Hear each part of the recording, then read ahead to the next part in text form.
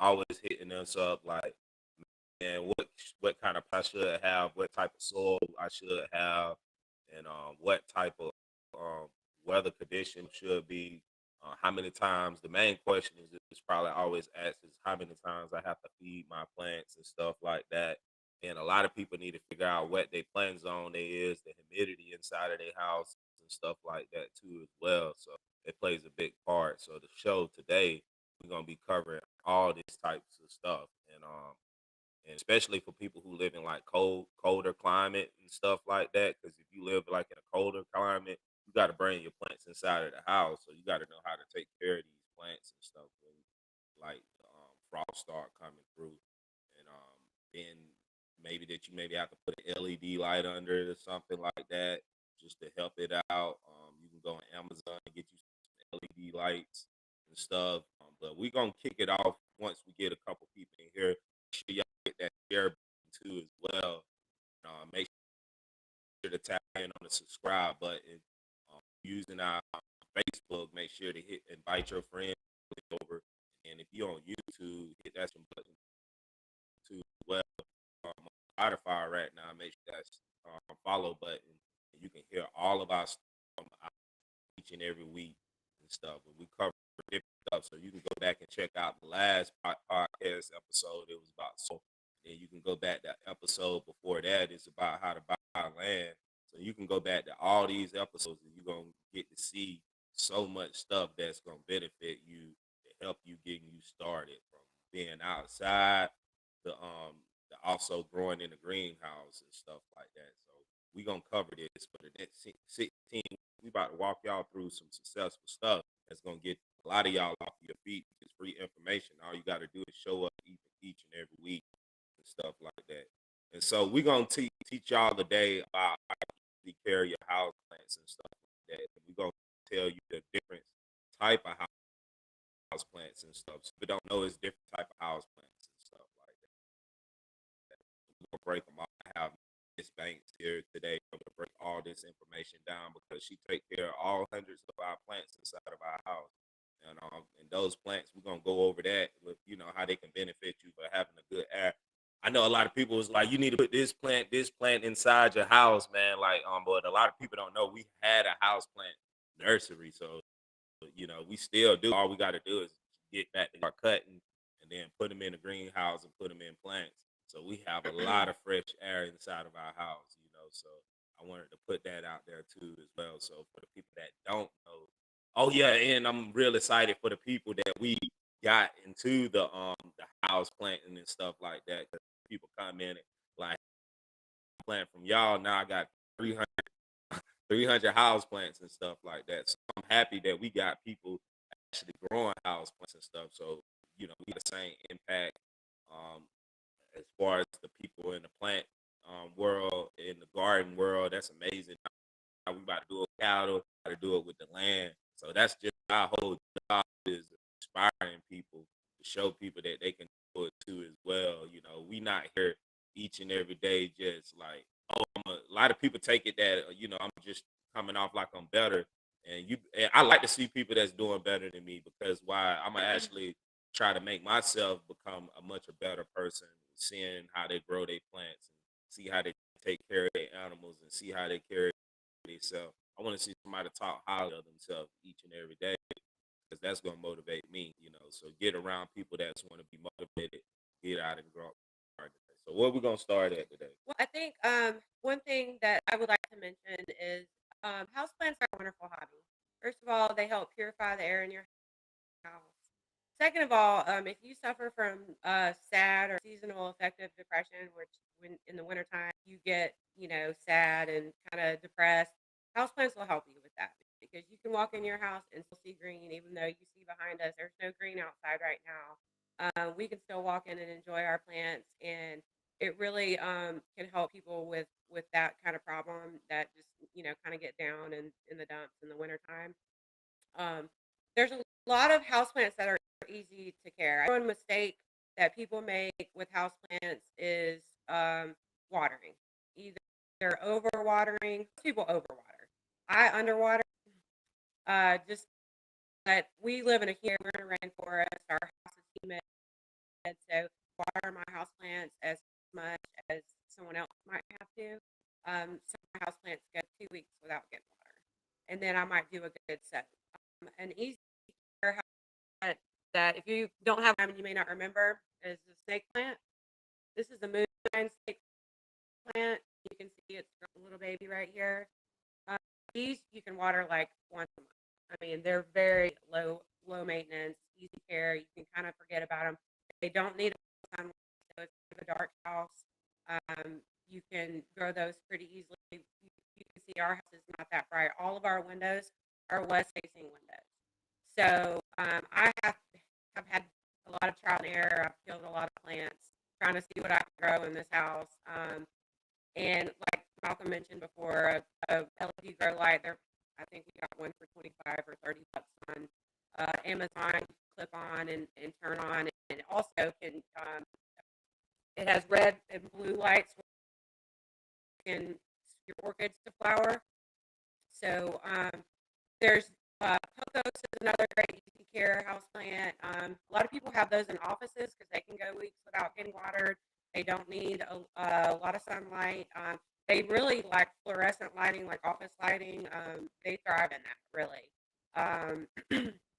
Another easy care house plant is Dracana, and I've got a couple varieties in here. They don't need a lot of water. They don't need a lot of light. They don't need a lot of attention. Aziz plant is a low light, low care house plant. They can really work. They're really easy to care for.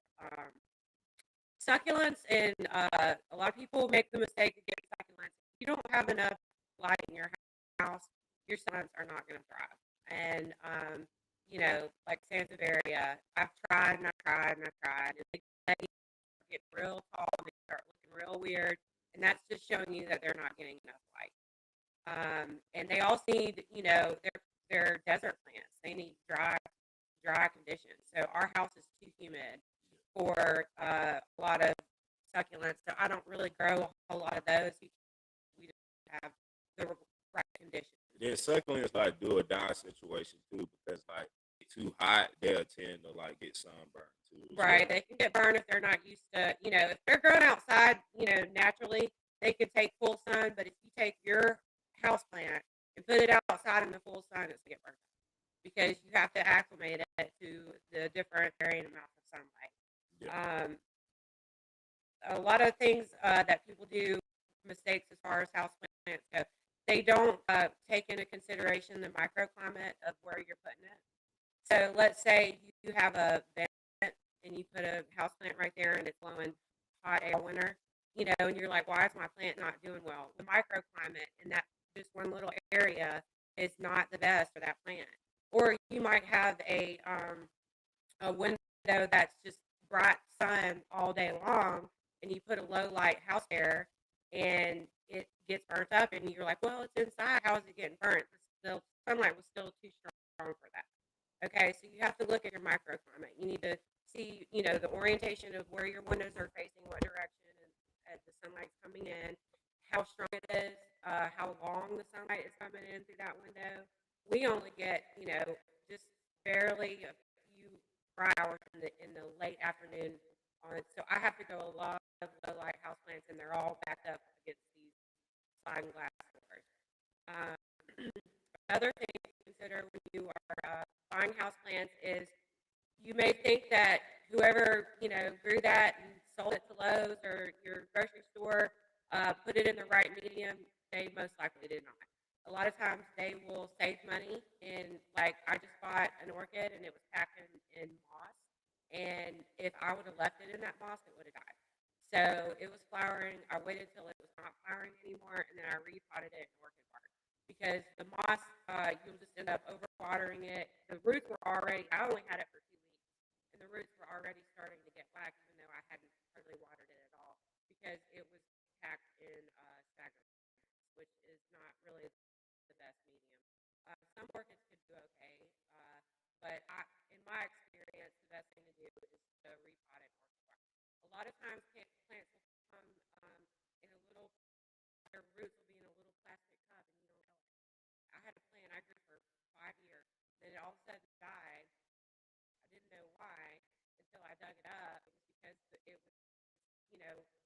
little plug, and they have little plastic basket around it, and if it just killed the root, it killed the plant. So really kind of best buy something from the store to take out extra roots, back the medium, and see what it in. Like I've commercial kind of dirt. They're not going to do well in just plain soil.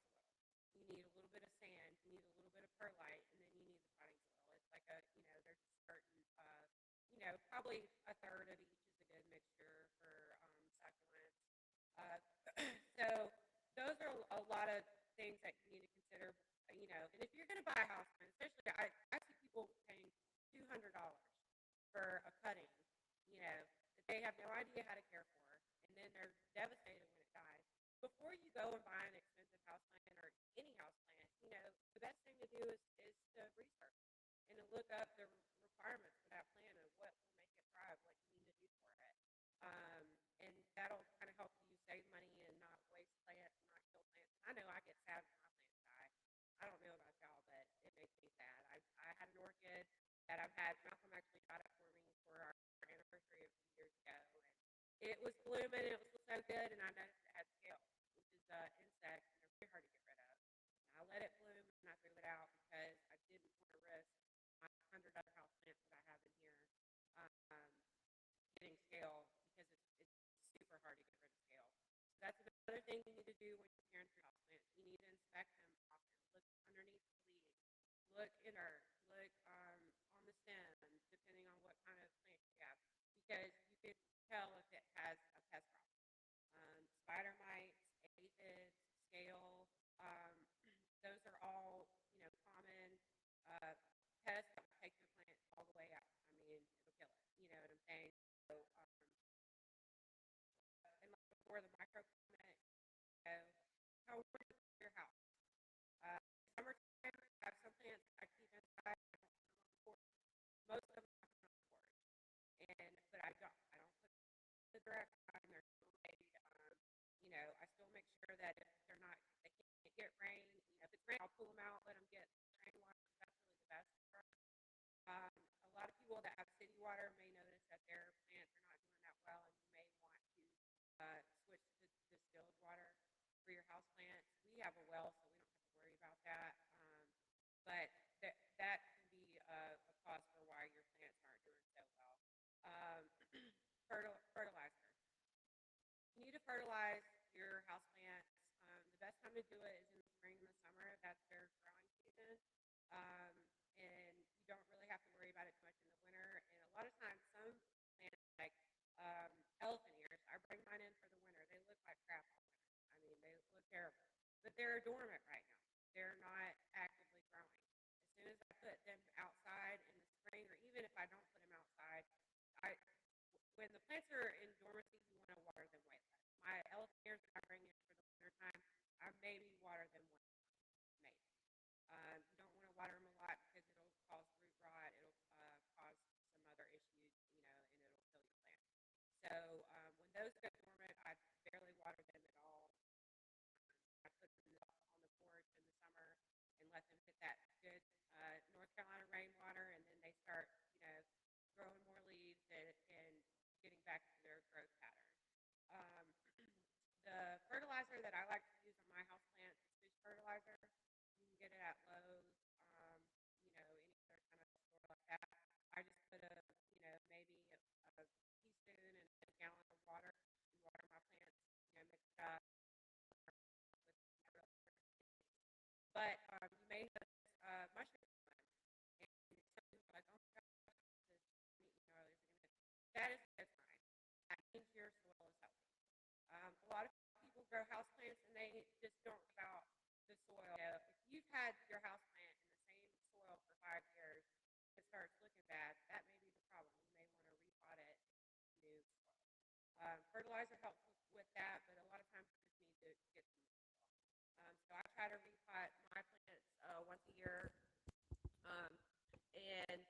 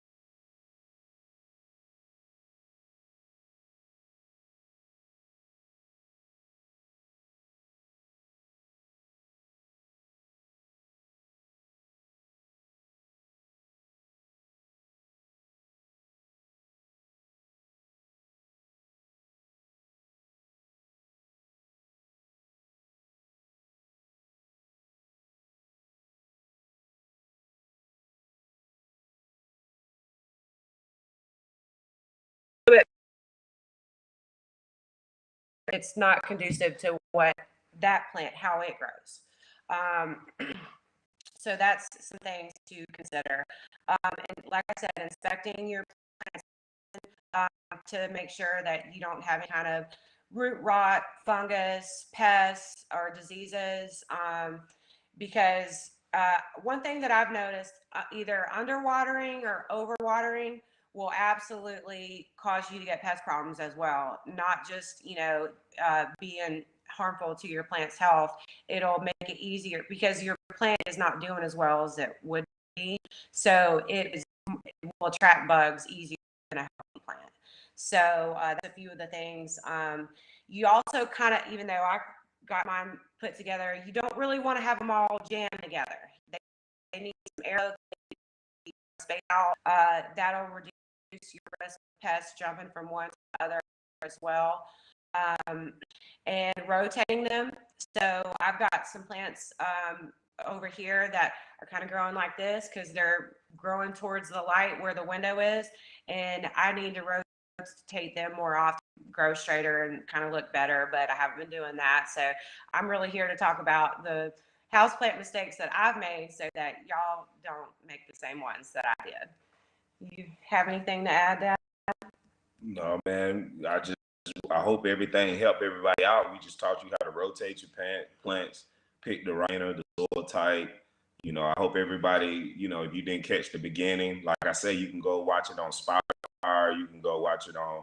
Well, we had some problems on YouTube, guys, about our microphone and stuff. Is maybe I don't read a lot up on it, so we're gonna have to probably get some stuff attached to this stuff for y'all to hear it. But and then y'all might just have to meet us over here on Facebook on our page because you can hear us a lot clearer, obviously, over here. But anything like some of the plants that I was talking about, so I'll grab a few and then show you guys. Yep.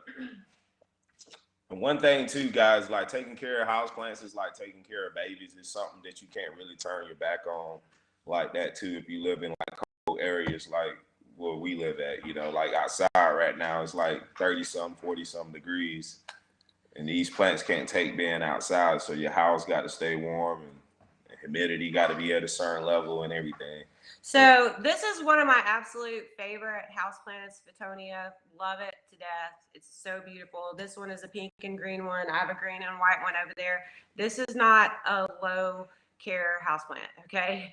They're very dramatic. They'll droop if they don't get watered enough. I have to make sure that I water these more than my other plants. And I also learned that they don't do real well in terracotta pot.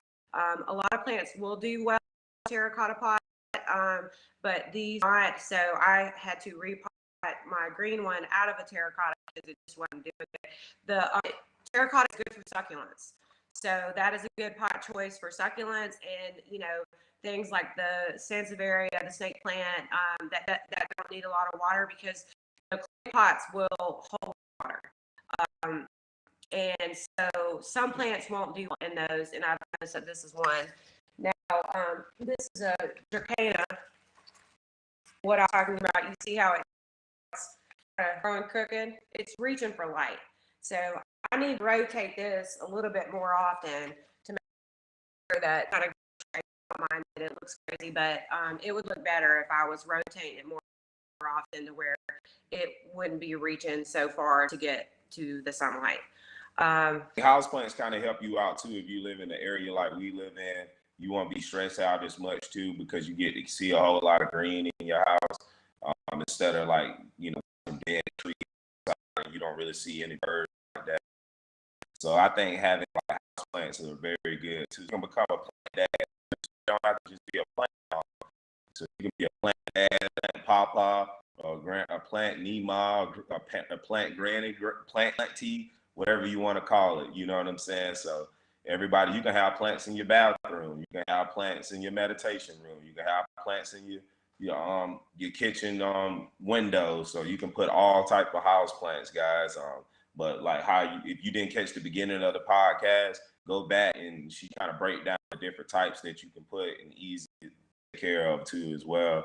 The difference between some that are kind of like desert and they kind of like to be grown in dry areas, and then you have some like to be grown in like humidity areas. So y'all make sure y'all go all the way back and check it out, because we know we're gonna get some questions, and I guarantee you this video can help a lot of you out, because we killing plants too here, So Yeah, I kill plants all the time. I mean, I have a bachelor of science in horticulture from Clemson, and I see something I really like, and I get it, even though I know in the back of my head yeah, it's probably not going to get enough light in my house, and I'm not paying the power bill to put a bunch of grow lights on it. But I'm gonna try to grow it if it works out, it out. But like I said, proper medium and a proper watering routine is going to be key to your house plant health. I don't have to water as much because my house is humid. If you live in a dry area, you're going to have to water your plants more than I would. So the best way to tell is, just stick her in the dirt. If it's dry for about an inch, then it's probably time to water your house plants. Another thing that people make the mistake of doing is planting plants in a pot with no drainage. That is going to kill your plant very quickly. The water will accumulate in the bottom. It'll cause root rot and all kinds of problems, and it's just going to die. So you need to make sure that the pot that you're planting your plants in have drainage holes. Yeah. Sometimes if you buy little plastic pots, you have to turn them over and drill the little circles out. That way that it has drainage. Yeah. And when you water it, the water will come out instead of sitting at the bottom. Because for instance, like a lot of y'all might go get an orchid plant and stuff like that. So you got to mix it up with bark. You got to mix it up with coconut, all different type of stuff. So it all depends on that, because a lot of people always write and be like, hey, what's wrong with my orchid? And then they might hit us up and ask us more about a cactus type of plant that need more of a sandy type soil and stuff too as well. So pots and drainage, soil and bark play a big part of different types of house plants as well. Right. All house plants need good drainage in the soil, either way. So you're not going to want to get a bag of and plant your house, a bag of compost from Lowe's house plant.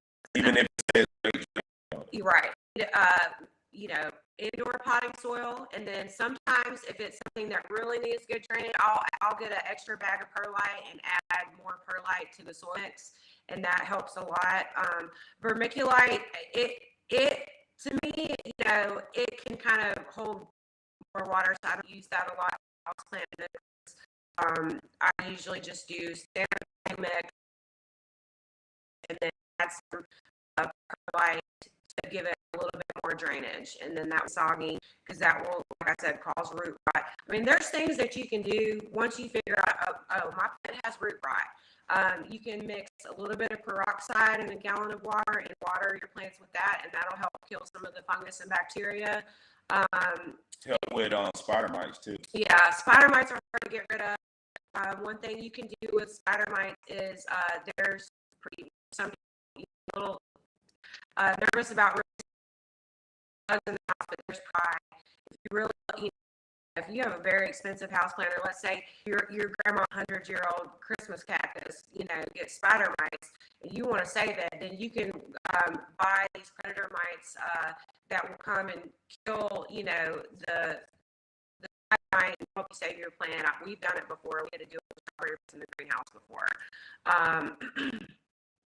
But anyway, so, the right container, the right soil type, and then just figuring out the best schedule in your house plants. And like I said, also make sure that you can, it's something that's going to thrive in your house. If it's needs to be, in a dry condition and you have a humid house like we do, I don't grow succulents because they don't do well. Our house is just too humid. Even in the wintertime, running the heat, it's still very humid house. With a bunch of tree cover, we live in a creek, and it's a rainforest, so it rains a lot here, and it's just one of those things. Succulents. So it's cloudy. It's like, the succulents they just don't. I've bought so many, and I've grew so many, and they did well in the greenhouse, but they don't do well here in our house, so I don't grow them anymore. I had to learn, that's something I really like, and I may want it, but I may not be able to grow it. Um, Another thing that we could talk about is propagation. You can turn your plants into more plants if you want. Some things are easy, some things are hard. Like I mentioned, the snake plant, it has this little baby. If I wanted to, I could pull this out and put it in another pot. I don't. I'm going to let a few more grow before I start thinning it out. Um, the monstera, to take a cutting of a monstera, here's the leaf, to make sure that it has a node. So you see that these are nodes. You see these are roots growing out. This actually broke off, and I'm going to put it in water.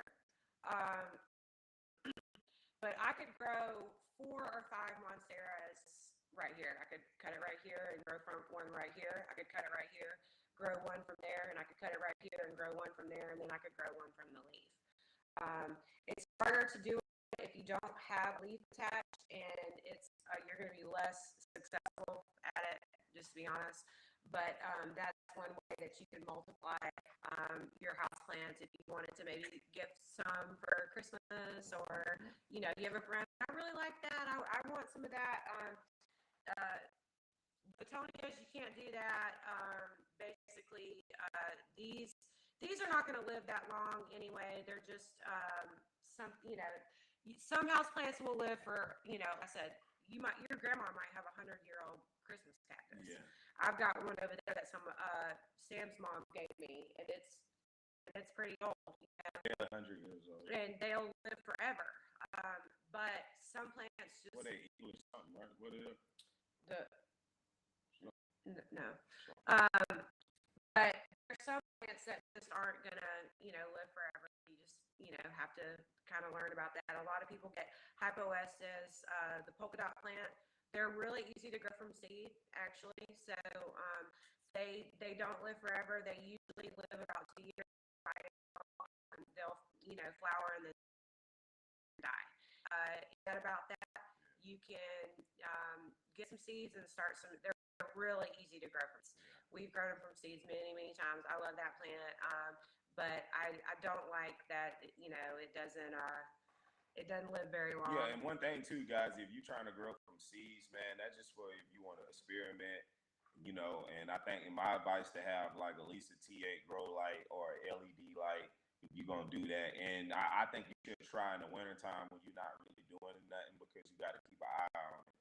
That's one thing. You just can't turn your back when you're growing stuff from seeds. But way better, just how she was explaining it to y'all, is much quicker because the plant is much older and is already going root way faster than a seed going root. You have to keep planting very healthy seeds to get mature to be older, and then but you got to cut it, it's just already a little older.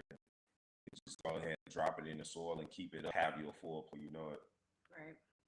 Like a Christmas cactus, you can break off one little piece and just set it on some dirt, and it'll start growing roots and make a new plant. Not all plants will do that. This peperonia, these are grown from cuttings. They're really hard to grow from cuttings. I've never tried. But some things you can grow from cuttings, some things you can't. Some things you can grow from seeds, some things you can't. So like I said, it's always good to research. There's so many resources. Malcolm gives out a lot of free information. I give out a lot of free information. There's so many different resources that you can join on Facebook with people, that may know more than what we know. Or you can go get our garden book. Or you can get our garden book, yellowmountaingarden.com. Because we can't cover everything. We're just trying to break it down as easy as possible so some people can really understand it. Because we know it's a lot of people that's just like, where should I start at? And then, the book kind of help you out too, even more reading. Like, how many of y'all have read at least a half a page or at least 2 books or read a book to your kid? I don't think too many people doing that. Check the book out. Another resource, houseplants were really popular in the 70s, and then now, they're really popular again.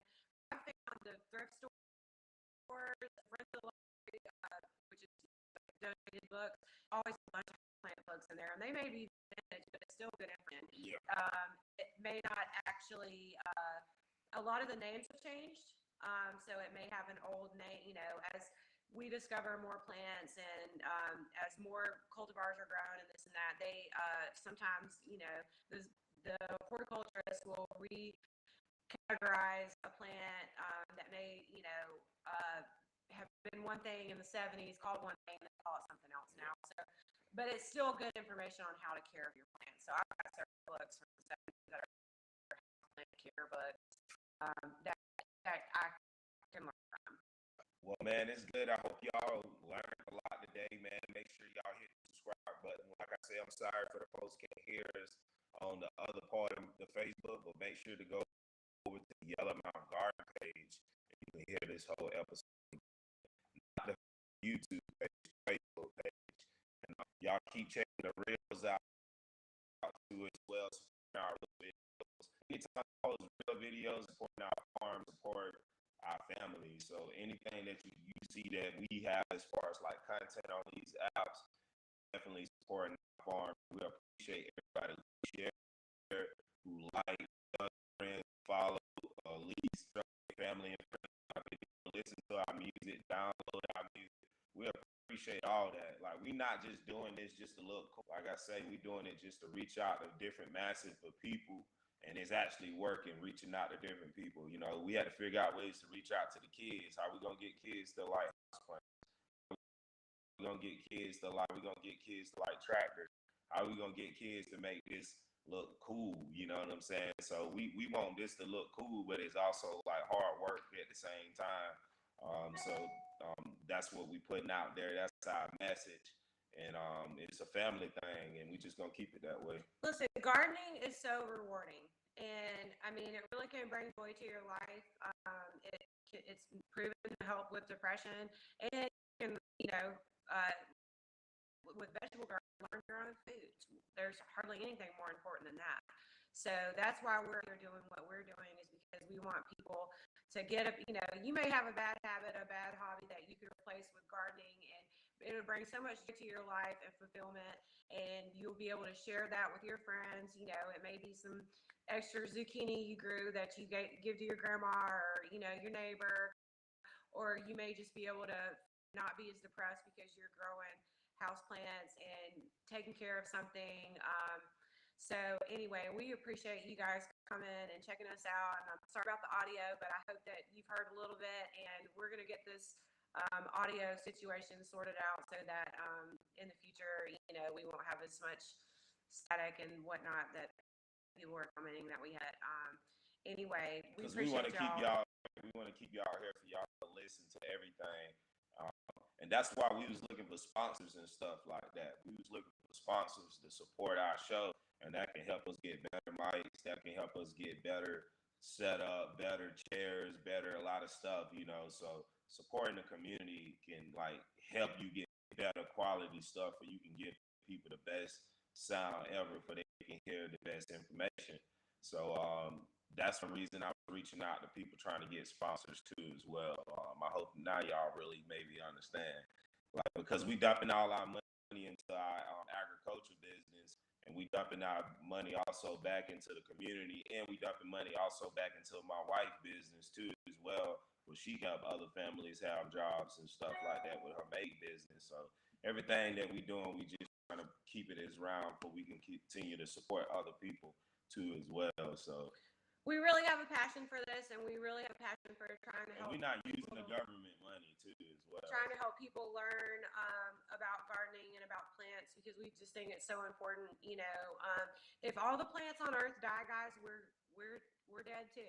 You know what I mean? So we need to be stewards of the Earth. We need to learn how to, how our actions affect the environment, and things that we can do to kind of change how society kind of ruining the planet. The environment. We need to, if more people learn how to garden, more people, that cuts down on the food supply chain coming from another country, because you're getting your vegetables from your backyard. You get your vegetables, your beef, and everything thousands of miles away. I don't care even if it's in America. You shouldn't get your stuff shipped so far. Even like if us getting stuff from California, we're all the way across the country. We don't need stuff from California. We can get our stuff from the South. And so we're going to teach you guys a lot about that. We're going to teach y'all about preserving too. Like us, we don't have to grow here, so we have to preserve what we grow to be able to eat it through the wintertime. Yeah. So we're going to be teaching you guys all that stuff. We're going to cover a lot of stuff. But I appreciate y'all for watching, man. If y'all continue supporting us,